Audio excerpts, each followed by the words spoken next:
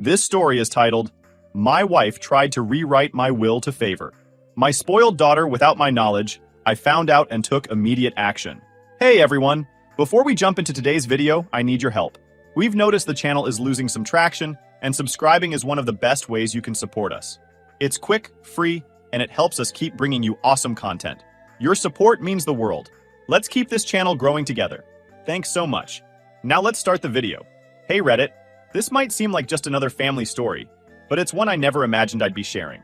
When you've been married for nearly 30 years, you think you know someone inside and out, you think you've built a life together on trust and shared values.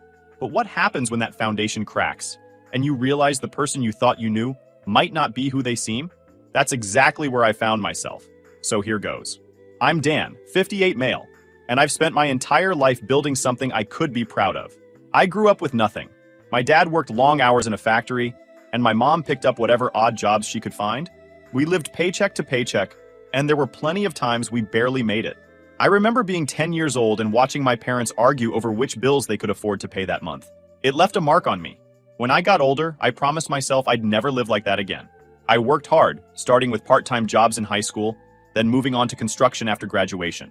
Eventually, I started my own business in home renovations. It wasn't easy. There were months where I didn't know if the company would survive, but I kept pushing. Now, decades later, I have a comfortable life, a nice home, and enough saved up to retire in a few years. I married Linda when I was 30. Back then, I thought she was perfect. Smart, loving, supportive. We had 3 kids together.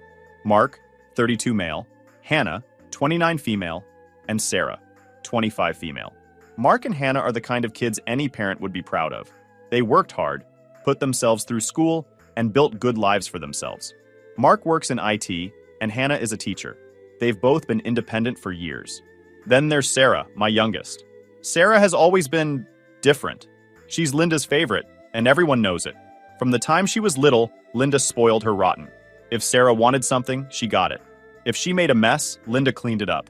And if Sarah got in trouble, Linda was right there, making excuses for her. When Sarah was a teenager, she'd throw these tantrums if she didn't get her way.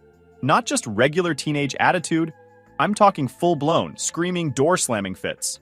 When I stepped in and set boundaries, Linda would back me off saying, "She's just a kid, Dan." Let her be. It got worse as Sarah got older. By the time she was in her 20s, she still acted like the world owed her something. For example, Sarah didn't want to work while she was in college. I told her I'd cover tuition, but she needed to get a part-time job for spending money. She promised she would, but every time I asked about it, she had some excuse. Either the job didn't work with her schedule, or the boss was mean, or the work was beneath her. Sarah would show up with new clothes or the latest phone, and I'd ask her how she managed to afford it. She'd shrug and say something like, "Mom helped me out." One evening, I brought it up with Linda. "Why are you giving Sarah extra money?" I asked her. Linda didn't even hesitate. "She's still figuring things out," she said, brushing off my concerns. I let it go at the time, thinking it wasn't worth a fight, but looking back, I realized that was a mistake. After graduation, it didn't get better. Sarah moved back home and refused to pay rent. She'd say things like, "The job market is so tough right now." Meanwhile, she was going out every weekend, buying expensive makeup and spending hours on TikTok. Linda defended her every time. "She's just trying to find her place," she'd say. "We need to support her." The thing is, I love my daughter. I want her to succeed. But there's a difference between helping someone and enabling them. And Linda couldn't see it. I've had countless arguments with her about this over the years. "You're not helping her grow up," I'd say. "You're just making her more dependent on us." But Linda wouldn't hear it. "She's our baby," she'd argue. "We're supposed to be there for her." One of the worst examples, when Sarah was only 17, she decided she wanted a brand new SUV, fully loaded. I told her she needed a steady job to afford it. But Linda jumped in, saying Sarah needed reliable transportation and brushing off my concerns about costs. A few days later, I came home to find Sarah browsing SUVs online with Linda's support. When I reminded them Sarah couldn't afford it, Linda dismissed me again, insisting they'd figure it out. I stood my ground, saying Sarah should wait until she was financially ready. Sarah sulked, Linda stayed annoyed, but in the end, the SUV never materialized. But it was a typical pattern. Sarah wanted something, Linda enabled her, and I was the bad guy for keeping things practical. That was the dynamic for years.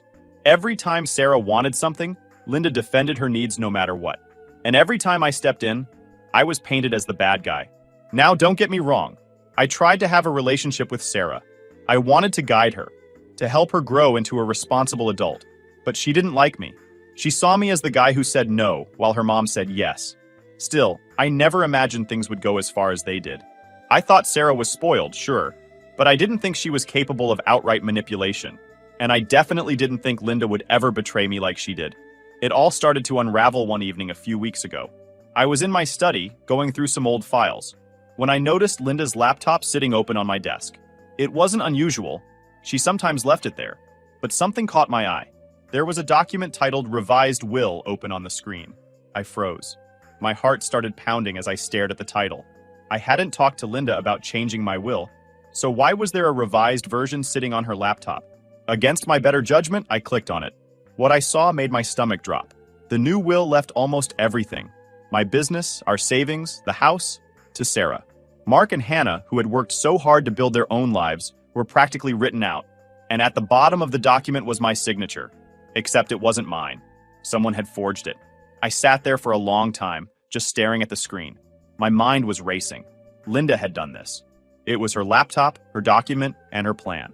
She'd rewritten my will, forged my signature, and tried to cut out Mark and Hannah to give everything to Sarah. The betrayal hit me like a ton of bricks. I printed the document, slid it into a folder, and sat down in the living room to wait for Linda to come home. I didn't know how the conversation would go, but one thing was clear. I wasn't going to let this slide. That evening, Linda came home like it was any other day, casually setting her bag down and asking what I wanted for dinner. I couldn't hold it in. Linda, I started, holding up the paper. Do you want to explain this? She froze mid-step. Her eyes flicked to the paper, and her whole demeanor shifted. Where did you find that? She asked, her voice tight. Your laptop, I replied, keeping my tone even. The better question is why this exists. What were you thinking? Did you honestly think I wouldn't find out? She stood there for a moment, like she was deciding whether to lie or try to play it off. Finally, she said, It's not what you think. I was just drafting ideas. I thought we could discuss it. Discuss it? I raised my voice. You forged my signature, Linda. You didn't even mention this to me. This isn't brainstorming. It's betrayal. Her expression hardened as she crossed her arms. I wasn't betraying you. I was trying to do what's best for the family. Sarah deserves more than the others. She needs help. I couldn't believe what I was hearing. More than the others? I repeated. Mark and Hannah have worked hard to build their own lives. Sarah, on the other hand, has done nothing but take. And you want to reward that? She's our youngest, Linda shouted back. She's had a harder time finding her way. The others are fine on their own. And whose fault is that? I countered. Every time I've tried to teach her responsibility, you've swooped in to save her. She's 25 years old and still acts like the world owes her something.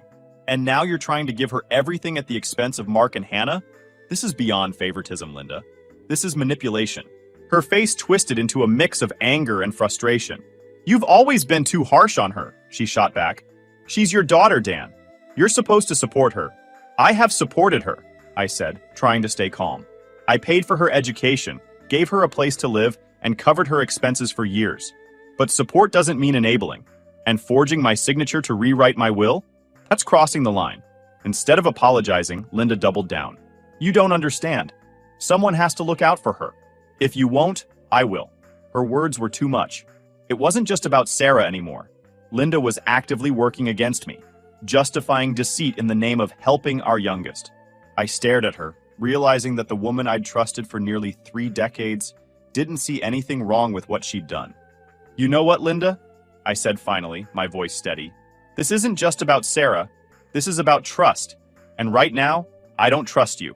Her expression shifted, like she realized the gravity of what I was saying. But instead of apologizing, she turned and walked away. I tried to keep myself calm. That night, I couldn't sleep.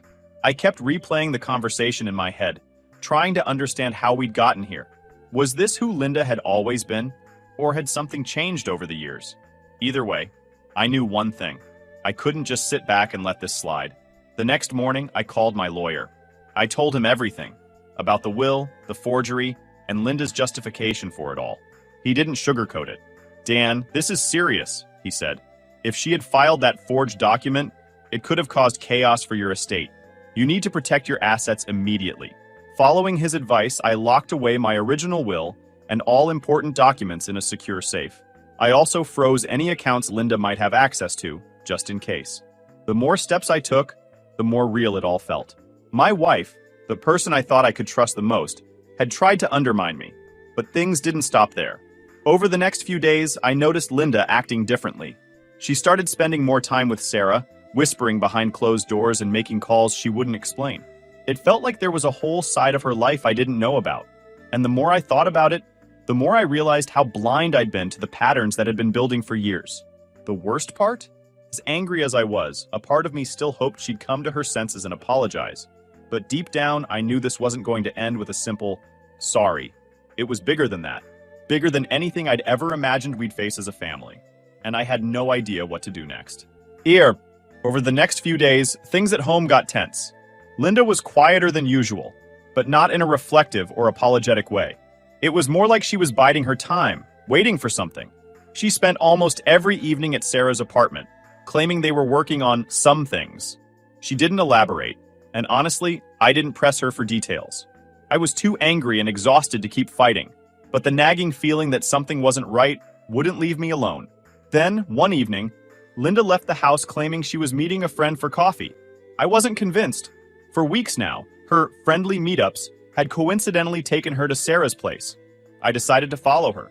I waited a few minutes after she left and then grabbed my keys. Sure enough, her car led me straight to Sarah's apartment. I parked a few streets away and waited. An hour later, Linda came out, carrying a stack of papers. My heart sank. I couldn't see exactly what they were, but I had a pretty good idea. The next morning, I decided I couldn't let this go unaddressed any longer. When Linda came into the kitchen for her coffee, I didn't give her time to settle. "What were you doing at Sarah's place last night?" I asked. She froze, the mug halfway to her mouth. "What do you mean?" she asked, playing dumb. "You know exactly what I mean," I said, keeping my voice steady but firm. "You said you were meeting a friend, but I saw you leave Sarah's apartment carrying papers. Care to explain?" Her face flushed, but she quickly recovered. "I don't have to explain myself to you," she said, her tone defensive. "You do when it involves my estate," I shot back. "I know you're hiding something, Linda. If you don't come clean right now, I'll take legal action." That got her attention. For a split second, she looked genuinely panicked. Then she crossed her arms and said, "You're overreacting. Everything I've done is for Sarah. She needs help, Dan, and if you're not willing to support her, then I will." I couldn't believe what I was hearing. "So you admit it?" I asked. "You're working against me to rewrite the will? You forged my signature and now you're doubling down on this? Do you even hear yourself?" "She's our daughter," Linda said, her voice rising. "She's struggled her whole life. The other two don't need anything from us. They're fine. But Sarah deserves a chance." "A chance at what?" I asked, throwing my hands up. "She's had every opportunity handed to her on a silver platter, and she's done nothing with it. You're not helping her, Linda. You're enabling her. And now you've dragged me into it with lies and manipulation." Her expression shifted, and for the first time, I saw anger replace her defensive stance. "You've always been too hard on her," she spat. "You never believed in her the way I do. All you do is criticize." "This isn't about criticism," I said, keeping my voice steady. "This is about trust. And right now, I can't trust you. You've crossed a line, Linda. I don't even know who you are anymore." She turned and stormed out of the kitchen. I stood there for a long time, staring at the empty space she left behind, wondering how my marriage had come to this. Later that day, I called my lawyer again. "We need to move fast," I told him. I explained what I'd seen and what Linda had admitted. He sighed and said, "Dan, this is more serious than I initially thought. If she's already tried to tamper with the will and is still working on something, we need to act before she does more damage." We arranged to have a forensic expert analyze the forged document. Within a few days, the results confirmed what I already knew. My signature was fake. With this evidence in hand, I filed an injunction to block any attempts to alter or interfere with my assets. My lawyer also helped me secure tighter protections around my accounts and the estate as a whole. In the meantime, Linda's behavior only became more suspicious. She stopped trying to talk to me altogether, except for the occasional sarcastic remark. She spent most of her time out of the house, and when she was home, she was glued to her phone, texting furiously. It was obvious she was scheming with Sarah, but I didn't know what their next move would be. Then one evening, I overheard a phone conversation that confirmed my worst fears. Linda was in the living room, pacing back and forth while she talked. "He's on to me," she said, her voice low but sharp. "I don't know what else to do. If we don't act fast, it'll all go to Mark and Hannah, and Sarah won't get a dime. I felt a mix of anger and heartbreak. She wasn't just trying to help Sarah. She was actively plotting to cut out our other children. Mark and Hannah had done nothing to deserve this, and Linda's blatant favoritism had crossed the line into betrayal. That night, I locked up the house tighter than ever. I moved all important documents to a secure safe and changed the combination. I also installed cameras around the house, just in case. At this point, I couldn't trust Linda to respect any boundaries. The weight of it all hit me hard. This wasn't just about Sarah anymore. It was about Linda's complete disregard for our marriage, our family, and everything I'd worked so hard to build. I knew things would get worse before they got better, but I was ready to fight for what was right. I wasn't about to let her destroy everything. The realization that Linda and Sarah were actively plotting against me left me reeling. This wasn't just about a difference of opinion or a misunderstanding. This was a full-blown betrayal, and it shook me to my core. I spent the next few days going over every detail of my estate, every document, every account. I wasn't taking any chances. My lawyer had been a rock through all of this, guiding me step by step. He assured me that with the forensic evidence of the forgery and the measures we were taking, Linda and Sarah's efforts would ultimately fail. But, he warned, you need to prepare yourself. If they're already this bold, they're not going to back down easily. Meanwhile, things at home were unbearable. Linda barely spoke to me, except to hurl the occasional passive-aggressive comment. Sarah, of course, was in full victim mode. I'd catch bits and pieces of their whispered conversations. Things like, he doesn't care about us, or, we'll figure this out, don't worry. It took everything in me not to snap, but I knew better than to let my emotions take over. The breaking point came a few days later. Linda must have sensed that I was taking steps to secure my assets, because she suddenly started digging for information. She'd casually ask about my schedule or where I kept certain files. I caught her in my study more than once, rifling through drawers. Each time she'd let it slide with some excuse like, I was just looking for a pen. But I knew better. One evening, I decided enough was enough. I called a family meeting with Mark and Hannah. It wasn't an easy decision. I hated the thought of dragging them into this mess. But they deserved to know what was happening. Over coffee at Mark's house, I laid everything out. Your mother has been tampering with my will, I said, watching their faces carefully.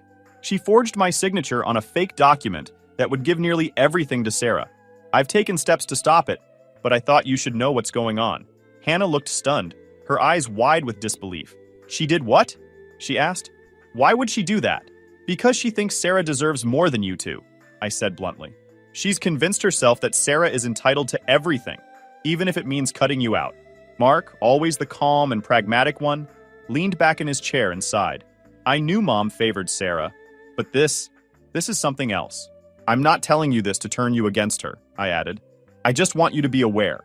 If anything happens, if she tries to involve you or manipulate you, I need you to be prepared. Hannah was visibly upset, but she nodded. Thanks for telling us, Dad. I can't believe she'd do this, but we're with you.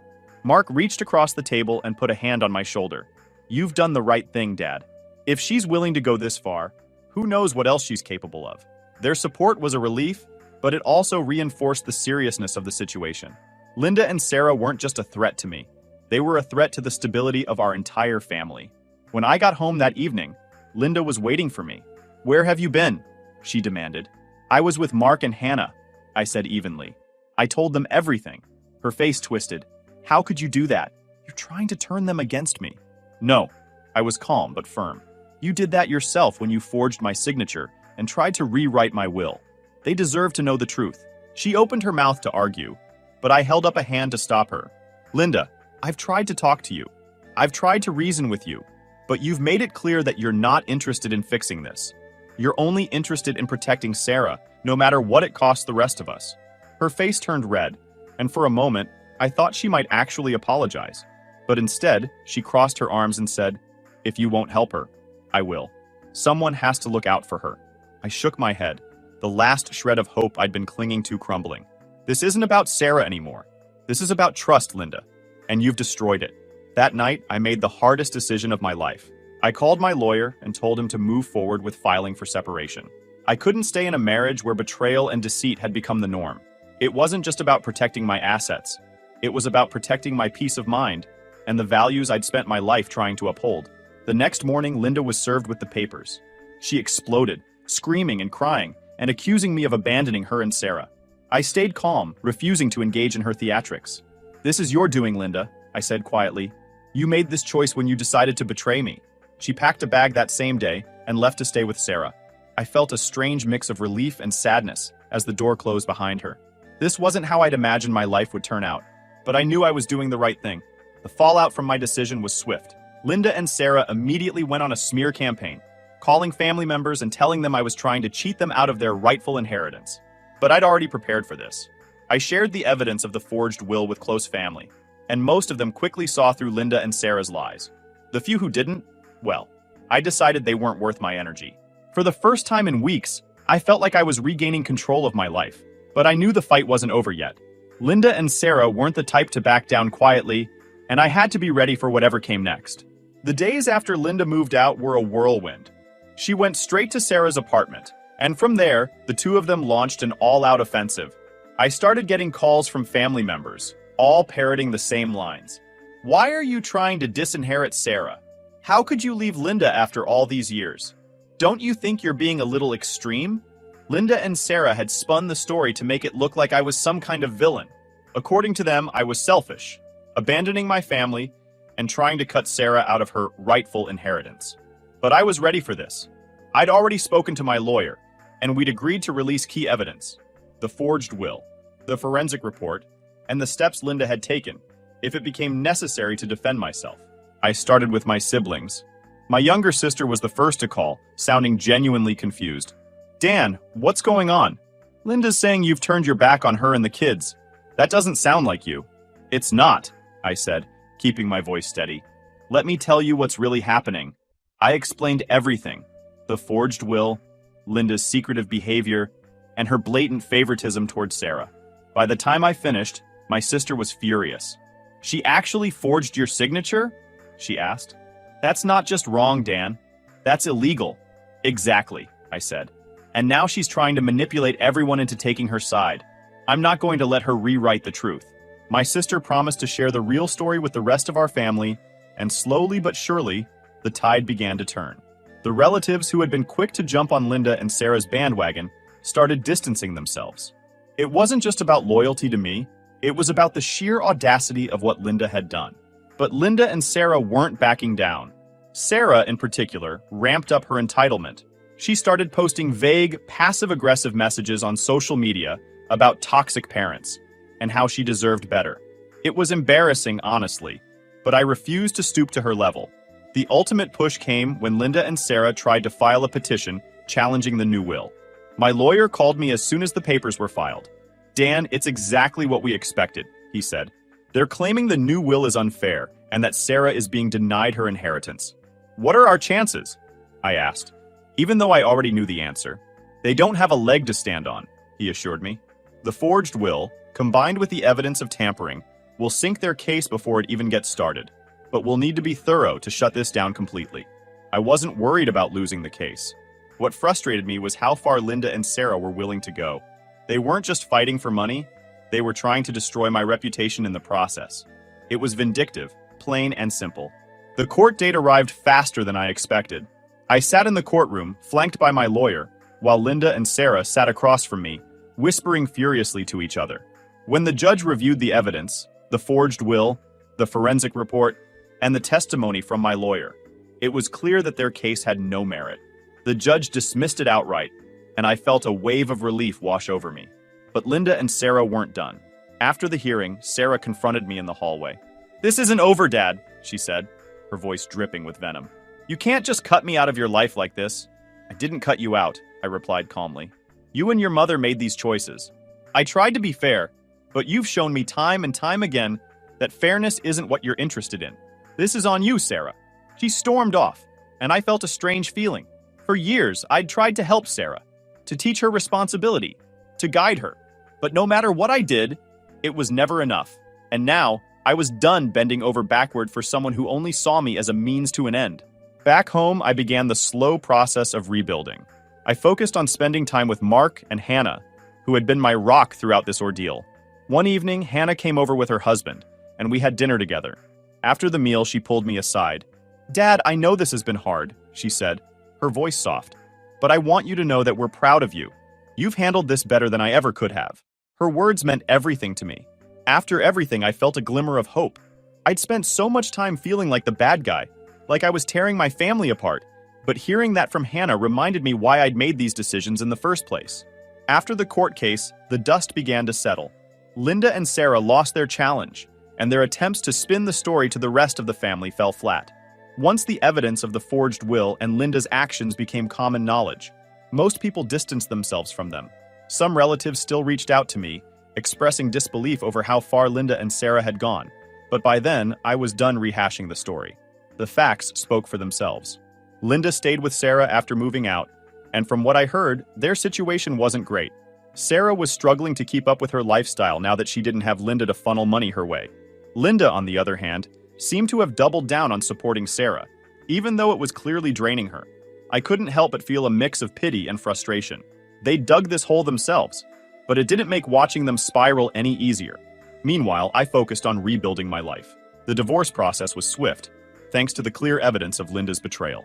I was granted full ownership of my estate, and Linda walked away with the settlement my lawyer negotiated. It wasn't as much as she'd hoped for, but it was more than fair considering the circumstances. By the time the papers were signed, I felt a sense of closure. Not happiness exactly, but relief that this chapter was finally over. My relationship with Mark and Hannah grew stronger during this time. They'd been my anchor through the chaos, and I made a point to let them know how much I appreciated their support. We started spending more time together. Family dinners, weekend visits, even the occasional vacation. It felt good to reconnect with them on a deeper level, without the constant tension that had hung over us when Linda and Sarah were involved. One evening, Mark came over to help me with some repairs around the house. As we worked, he said, "You know, Dad, I never realized how much you were dealing with until all this happened. You've handled it better than I think I could have." I shrugged. "You do what you have to, Mark. That's all." "No, seriously," he said, setting down his wrench. "A lot of people would have crumbled under that kind of pressure. But you stood your ground. I hope I can do the same if I ever face something like that." His words meant a lot. I'd spent so much time questioning my decisions, wondering if I'd been too harsh or too rigid. Hearing Mark say that reassured me that I'd done the right thing, not just for myself, but for the family that truly cared about me. As for Sarah, I decided to let her go.